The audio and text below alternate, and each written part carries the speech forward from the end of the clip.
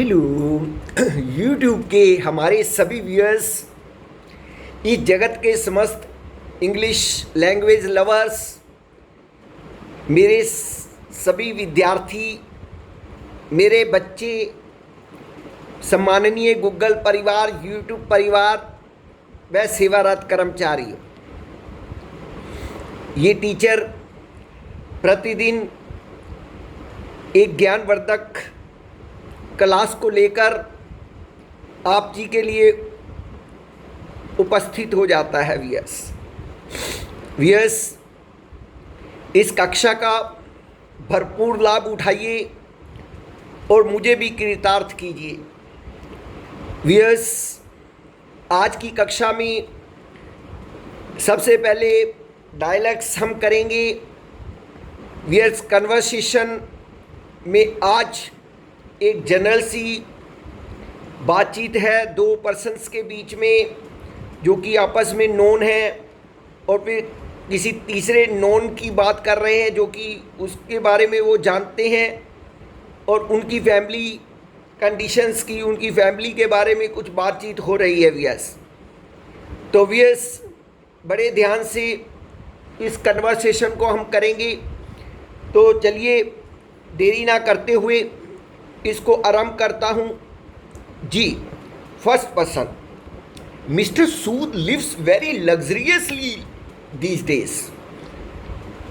Is it? Formerly they were unable to make both ends meet. From where has the money come?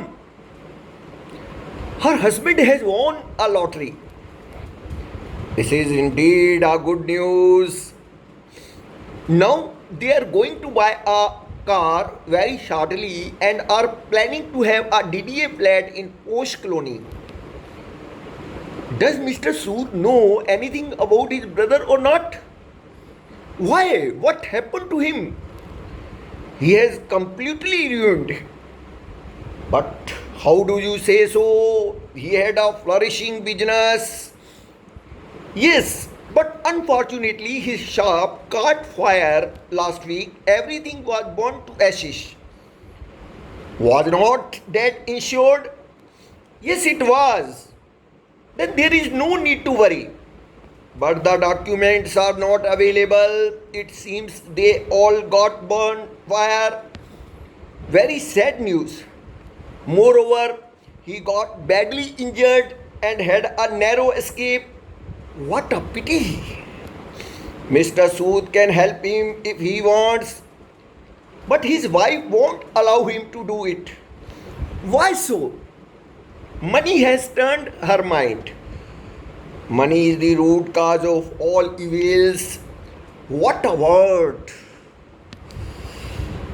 तो viewers, ये थी एक conversation, एक general सी conversation दो person के बीच में जो कि नोन है, और वो तीसरे पर्सन की बात कर रहे हैं जिसे कि वो दोनों भी जानते हैं। उनकी फैमिली के साथ कुछ ऐसा हादसा हुआ है, तो उसके बारे में कुछ बातचीत हमने की। तो ये चलते हैं इस कक्षा की दूसरी आइटम को अटेंड करने के लिए, जो कि है कंफ्यूजिंग वर्ड की आइटम। तो इस कंफ्यूजिंग वर्ड में प्रतिदिन मैं आप जी के लिए एक पेयर लेकर आता हूँ यस, जो कि अच्छे से समझ लीजिए ताकि उसका गलत प्रयोग ना किया जा सके व्यस। तो चलिए करते हैं व्यस। तो आज का जो पेयर है वो है एंग्शियस अबाउट और anxious for, ANXIOUS, anxious about, और दूसरा है एंग्शियस फॉर। तो मेरे प्यारे बच्चों, एंग्शियस अबाउट क्या होता है और एंग्शियस फॉर क्या होता है, इसकी अच्छे से जानकारी आपको होनी चाहिए। यस, जब हम एंग्शियस के साथ अबाउट लगा देते हैं तो इसका मतलब होता है चिंतित होना। When you say you are anxious about something, it means that you are worried about it. For example, he is anxious about his grandpa health. यानी वो अपनी ग्रैंडपा की हेल्थ के बारे में एंग्शियस है। तो मेरे प्यारे बच्चों, यहाँ एंग्शियस अबाउट जो है लगा, यहाँ पर चिंता की बात हो रही है viewers.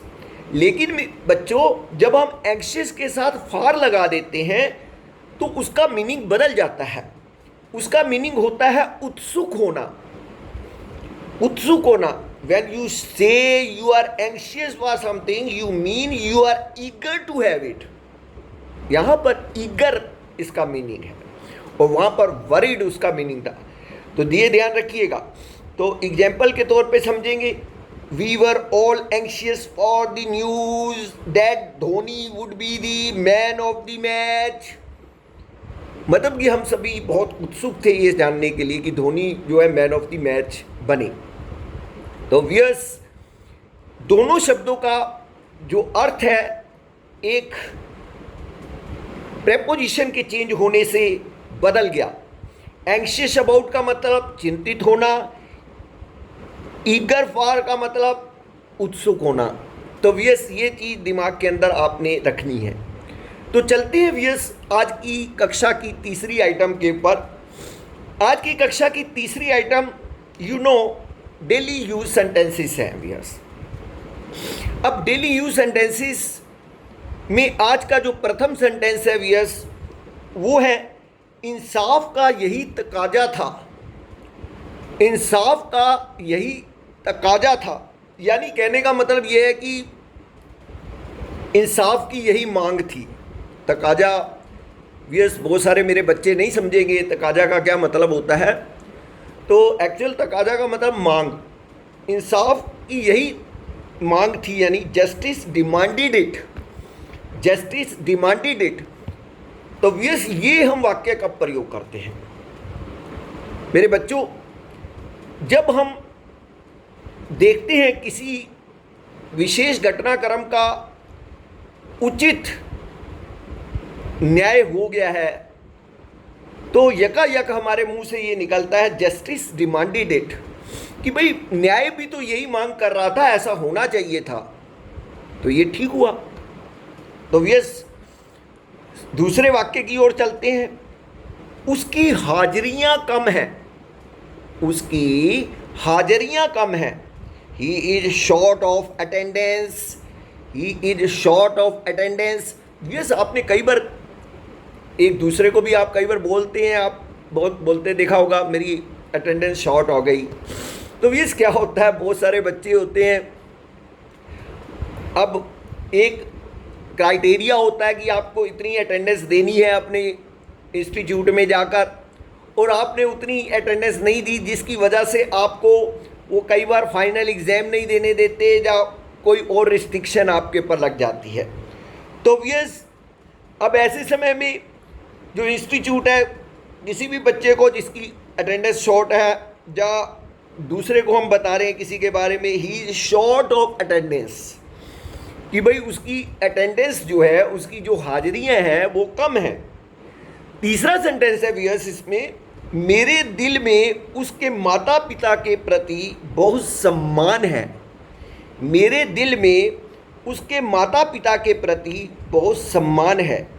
I have a great regard for his parents. I have a great regard for his parents. तो व्यूअर्स, यहाँ पर पेरेंट्स की जगह आप कुछ और भी लगा सकते हो, माई कंट्री भी लगा सकते हो। तो व्यूअर्स, कुछ भी लगाया जा सकता है। ये वाक्य किसी को ये बताने के लिए कि भाई मैं कितनी बड़ी जगह रखता हूँ किसी के प्रति, तो बोला जाता है।